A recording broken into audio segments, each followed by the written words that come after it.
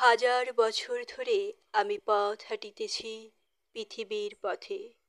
সিংহল সমুদ্র থেকে নিশীথের অন্ধকারে মালয় সাগরে অনেক ঘুরেছি আমি। বিম্বিসার অশোকের ধূসর জগতে সেখানে ছিলাম আমি। আরো দূর অন্ধকারে বিদর্ভ নগরে আমি ক্লান্ত প্রাণ এক। চারিদিকে জীবনের সমুদ্র সফেন আমারে দুদণ্ড শান্তি দিয়েছিল নাটোরের বনলতা সেন।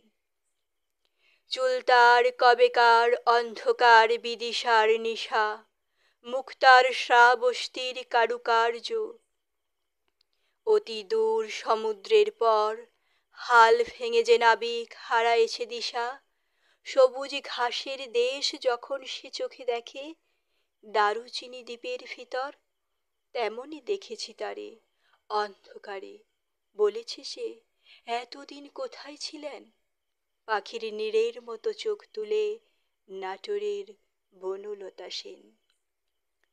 সমস্ত দিনের শেষে শিশিরের শব্দের মতন সন্ধ্যা আসে। ডানার রৌদ্রের গন্ধ মুছে ফেলে চিল। পৃথিবীর সব রং নিভে গেলে পাণ্ডুলিপি করে আয়োজন। তখন গল্পের তরে জোনাকির রঙে ঝিলমিল। সব পাখি ঘরে আসে, সব নদী ফুরায় জীবনের সব লেনদেন। থাকে শুধু অন্ধকার, মুখোমুখি বসিবার বনলতা সেন। ধন্যবাদ।